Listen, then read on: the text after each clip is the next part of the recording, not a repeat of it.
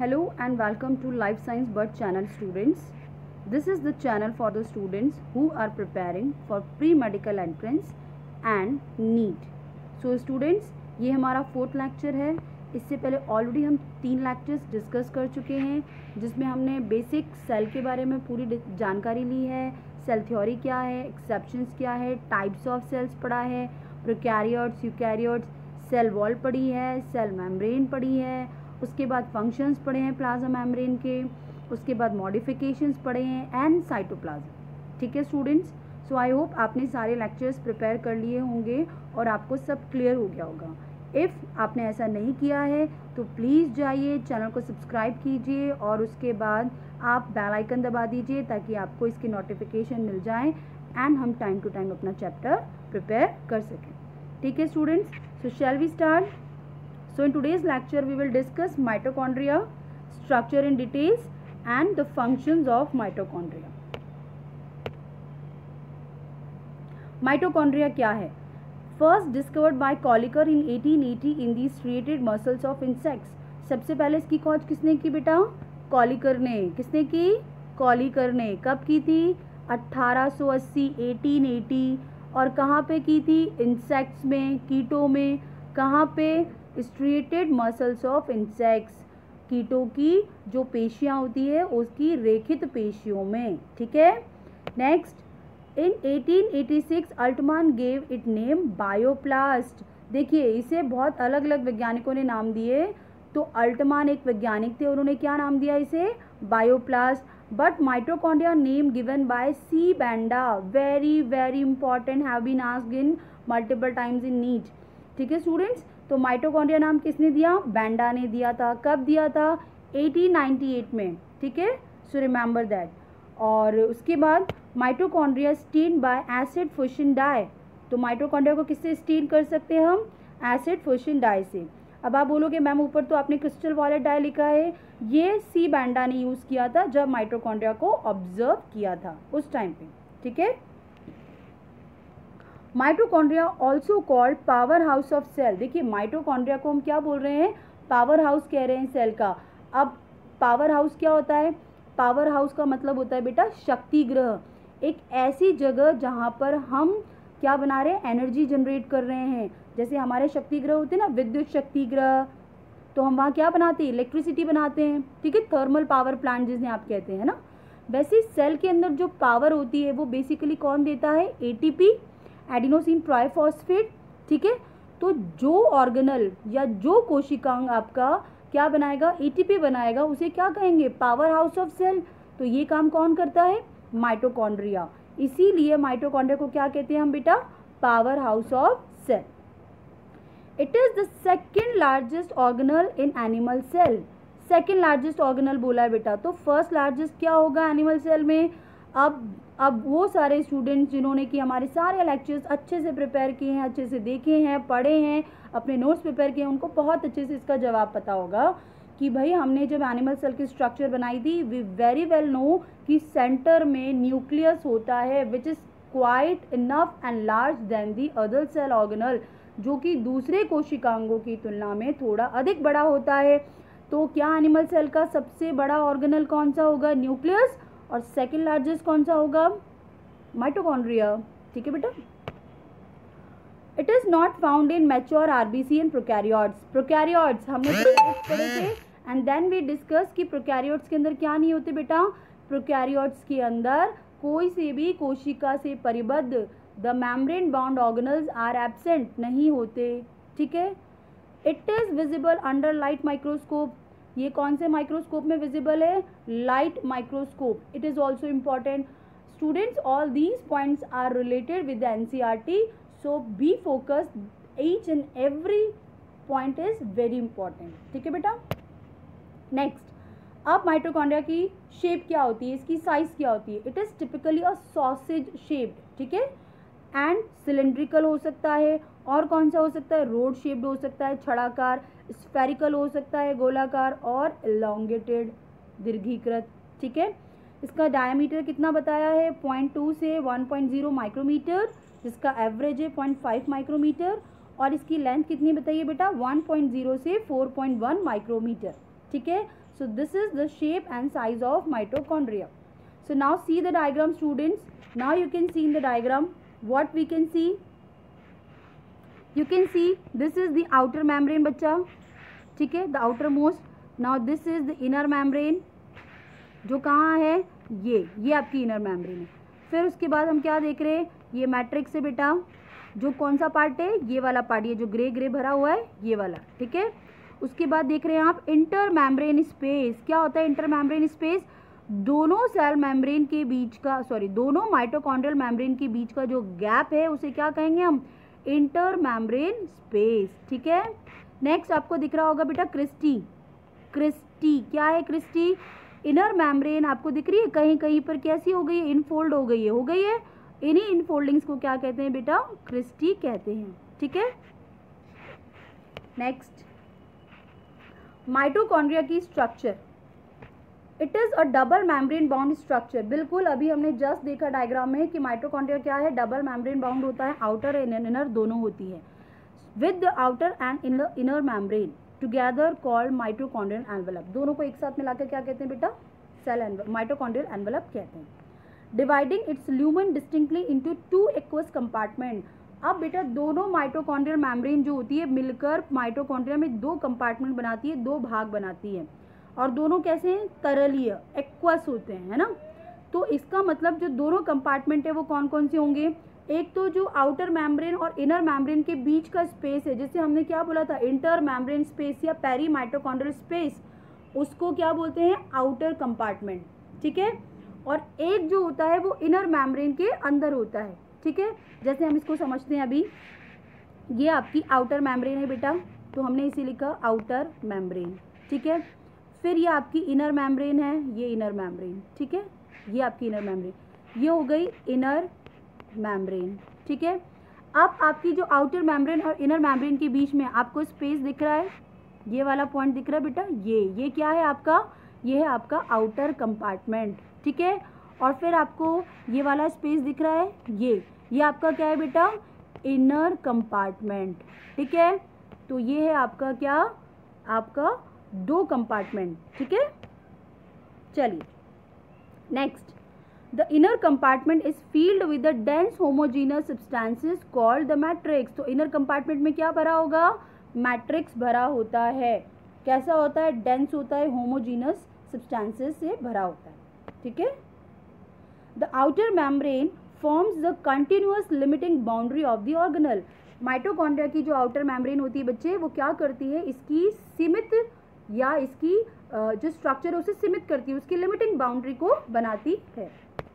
Next, the inner membrane forms a number of infoldings called the cristae. अभी हमने थोड़ी देर पहले देखा था कि इनर मेम्ब्रेन क्या हो रही थी, मैट्रिक्स की तरफ अंदर की और उंगली समान प्रवर, द फिंगर लाइक प्रोजेक्शंस बना रही थी, इनफोल्डिंग्स बना रही थी. और इन्हीं इनफोल्डिंग्स को पैलेडे ने क्या कहा था, क्रिस्टी कहा था, जिसका एक सिंगल फॉर्म क्या कहलाता है, क्रिस्टा कहलाता है. Towards the matrix the cristae increase the surface area. तो क्रिस्टी क्या बना रही है, क्या बढ़ा रही है बेटा, सरफेस एरिया बढ़ा रही है, पृष्ठीय क्षेत्रफल बढ़ा रही है. और इसका क्या फ़ायदा होगा, इसका फ़ायदा होगा बेटा कि जो सरफेस एरिया बढ़ेगा उस क्रिस्टी के ऊपर क्या होते हैं, बहुत सारे F0 F1 पार्टिकल होते हैं जिनमें कि ATP बनाने की क्षमता होती है. तो जितना ज़्यादा सरफेस एरिया होगा उतनी ज़्यादा क्या होगी, ATP बनाने की क्षमता होगी, क्योंकि उतने ज़्यादा होंगे F0 F1, तो इसीलिए क्या होगा, production of ATP will be higher. Between both the membranes peri mitochondrial space found. दोनों मेम्ब्रेन के बीच में हमने क्या देखा था, आउटर कंपार्टमेंट, उसको हमने क्या कहा था, पेरी माइटोकॉन्ड्रियल स्पेस फाउंड. वो मिलता है, जिसमें क्या मिलते हैं, फैटी एसिड ऑक्सीडेशन के एंजाइम, इंपॉर्टेंट है, ठीक है. Next, outer membrane has more phosphatidyl choline, cholesterol and less protein. अब ये चीज़ उन बच्चों को समझ नहीं आएगी जिन्होंने हमारी सेल मेम्ब्रेन का बायोकेमिकल कंपोजिशन नहीं पढ़ा है. सो प्लीज़ जाइए देखिए, वहाँ हमने बहुत डिटेल में बताया है what is phosphatidyl choline and what is its role, ठीक है. तो ये आउटर मेम्ब्रेन में ज़्यादा होते हैं, ठीक है. Next, if outer mitochondrial membrane remove then it is called mitoplast. अगर आउटर मेम्ब्रेन को हटा देंगे तो ये क्या कहलाएगा, माइटोप्लास्ट. तो क्या बचा बेटा माइटोप्लास्ट के अंदर, आउटर मेम्ब्रेन हटा दीजिए। अब देखिए क्या क्या बचता है। अब हम क्या देख रहे हैं, हम देख रहे हैं कि ये आपका माइटोकॉन्ड्रिया है, ठीक है, और ये आपका इनर मेम्ब्रेन है माइटोकॉन्ड्रिया की, ठीक है। हमने क्या बोला, आउटर को, इस वाले को हटा देते हैं हम, ये हट गया, ठीक है। अब जब ये हट जाएगा तो ये पूरा एरिया जो होगा, ये पूरा एरिया क्या कहलाएगा बेटा, ये पूरा एरिया आपका क्या कहलाएगा, आपका कहलाएगा माइटोप्लास्ट। और माइटोप्लास्ट में क्या क्या इन्वॉल्व हो जाएंगे, माइटोप्लास्ट के अंदर इन्वॉल्व होंगे आपके क्या क्या इन्वॉल्व होंगे, एक तो हो गया आपका पेरी माइटोकॉन्ड्रियल स्पेस पीएम, ठीक है, प्लाज्मा मेम्ब्रेन नहीं है, पेरी माइटोकॉन्ड्रियल स्पेस है पीएमएस। एक क्या हो गया आपका इनर मेम्ब्रेन आईएम, और फिर उसके अंदर का सारा पोर्शन, ठीक है। Next, some sessile particles are attached to outer membrane are known as subunit of Parsons. Inner membrane is impermeable for H plus ion. देखिए इनर मेम्ब्रेन इज इम्परमिएबल, अपारगम्य होती है, किसके लिए, प्रोटॉन्स के लिए, H प्लस आयंस के लिए। तो इसका क्या रोल हो गया, आप लोगों को सबको पता होगा, हमने लोअर क्लासेस में भी पढ़ा है और जिन्होंने वैसे भी पढ़ा है उनको सबको पता है कि हम जब रेस्पिरेशन पढ़ते हैं तो हमें पता है हम वहाँ पर ईटीएस साइकिल का जिक्र करते हैं। ईटीएस साइकिल क्या है बेटा, electron transport system, electron transport chain जिसके अंदर चलती है, यानी कि इलेक्ट्रॉन ट्रांसपोर्ट चेन में हम प्रोटॉन्स को माइटोकॉन्ड्रियल मेम्ब्रेन के आर पार लेकर जाते हैं। क्यों लेके जाते हैं, क्योंकि वहाँ पर प्रोटॉन्स क्लियरली वहाँ से अपने आप आ जा नहीं पाते, इसीलिए वहाँ पर प्रोटीन चैनल्स की आवश्यकता होती है, और इसीलिए इसे क्या कहते हैं, इलेक्ट्रॉन ट्रांसपोर्ट चेन या इलेक्ट्रॉन ट्रांसपोर्ट सिस्टम कहते हैं। तो ऐसा क्यों होता है, क्योंकि इनर मेम्ब्रेन से अपने आप प्रोटॉन नहीं जा सकते, क्योंकि वो क्या है, इम्परमिएबल है, किसके लिए, प्रोटॉन्स के लिए।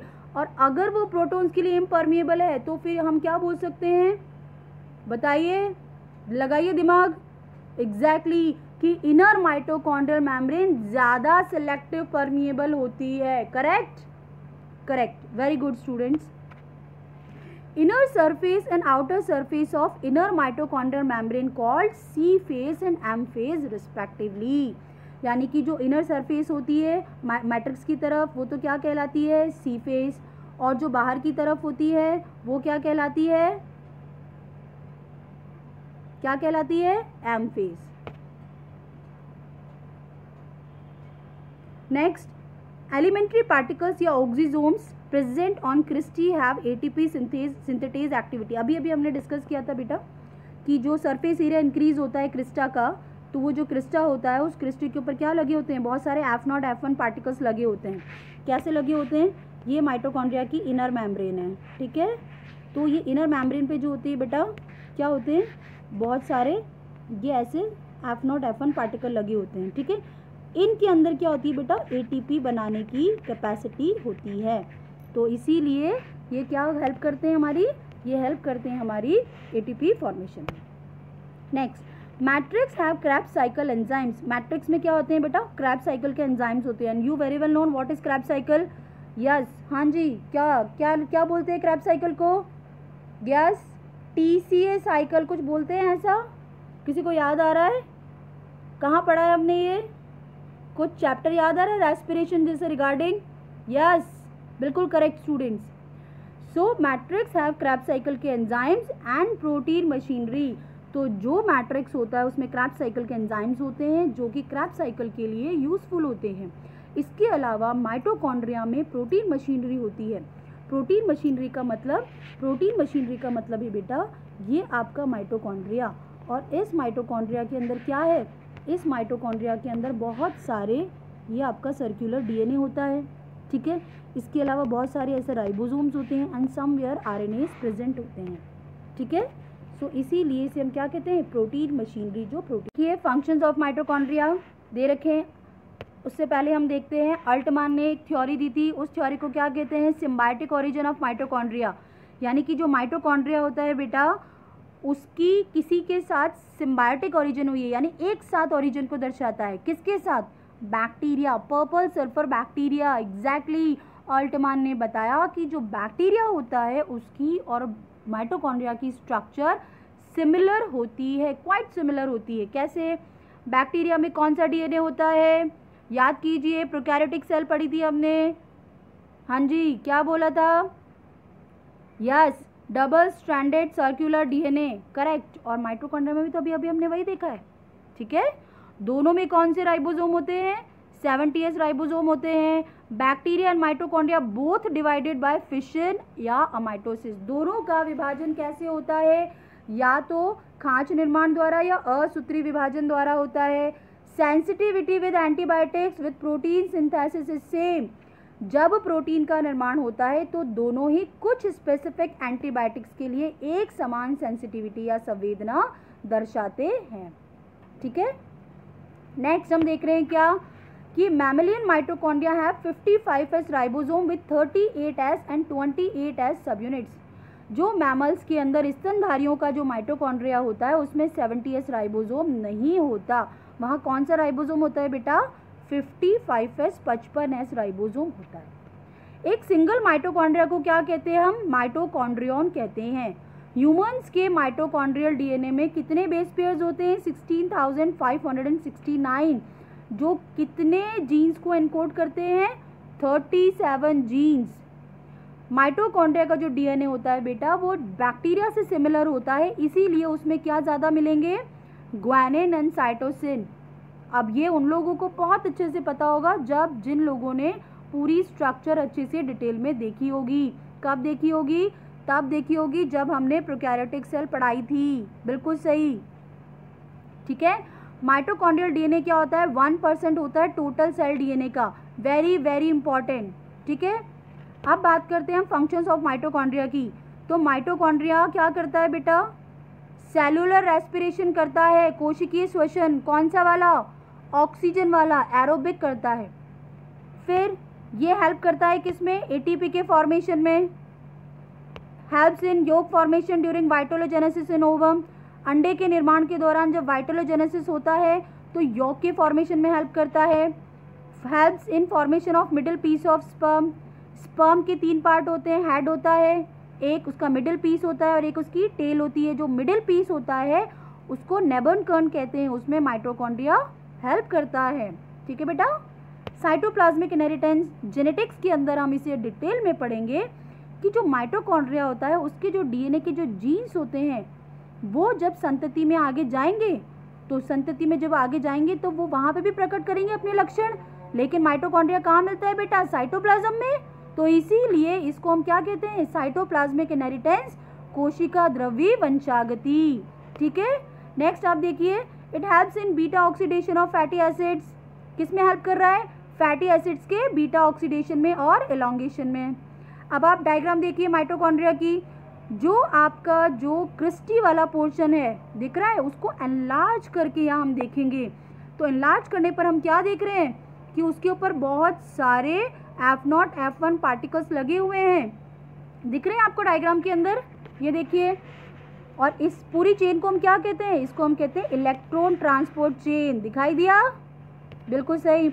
उसके बाद आप देखिए यहाँ प्रोटॉन्स आयन, ये प्लस प्लस दिख रहे हैं आपको, ये प्लस आयन्स, ये कहाँ हो रहे? देखिए प्रोटॉन्स के थ्रू बाहर जा रहे हैं, तो यानी कि इनका ट्रांसपोर्टेशन क्यों हो रहा है? क्योंकि इनर मेम्ब्रेन क्या है? इम्परमिएबल है, अभी अभी हमने देखा था।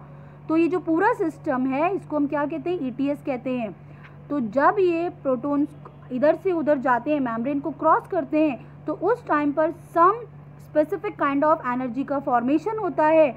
और वो एनर्जी बनाने के लिए जो एंजाइम चाहिए उस एंजाइम को क्या कहते हैं हम? ATP synthetase enzyme. रिमेंबर, याद है आप लोगों को? ATP सिंथेटेज एंजाइम, वो एंजाइम जो किसका फॉर्मेशन करेगा? ATP का फॉर्मेशन करेगा। तो ATP का फॉर्मेशन कहाँ होगा? F0 F1 पे, मैंने बताया था। तो आपको ये स्ट्रक्चर दिख रही है, F0 F1 दिख रहा है यहाँ पे, ये ATP सिंथेटेज की एक्टिविटी, ठीक है। तो ये ATP सिंथेटेज का फॉर्मेशन करेगी। ये देखिए यहाँ पर ADP के साथ क्या जुड़ा? PI, और क्या बन गया? ATP का फॉर्मेशन हो गया, ठीक है। सो स्टूडेंट्स, आई होप आपको आज का लेक्चर समझ आ गया होगा और आप लोगों ने अपने अपने डाउट्स क्लियर कर लिए होंगे। फिर भी अगर आपको कोई डाउट रह जाता है तो आप प्लीज़ कमेंट कीजिए, ask questions, I will answer you as soon as possible. So students, prepare your notes time to time बेटा, ताकि आपके ऊपर लास्ट में जाके कोई बर्डन ना हो, because you all are very good students, so you are doing very well in your life, you are doing so much hard work, ताकि वो बर्डन आप आज ख़त्म कर देंगे तो आगे जाके वो बिल्टअप ही नहीं होगा। हम इतने अच्छे से अपने लेक्चर को प्रिपेयर करेंगे that we do not have to continuously, हमें क्या करने की ज़रूरत नहीं है, उसे रट्टा मारने की ज़रूरत नहीं है। ठीक है बेटा, चलिए, तो ऑल द बेस्ट स्टूडेंट।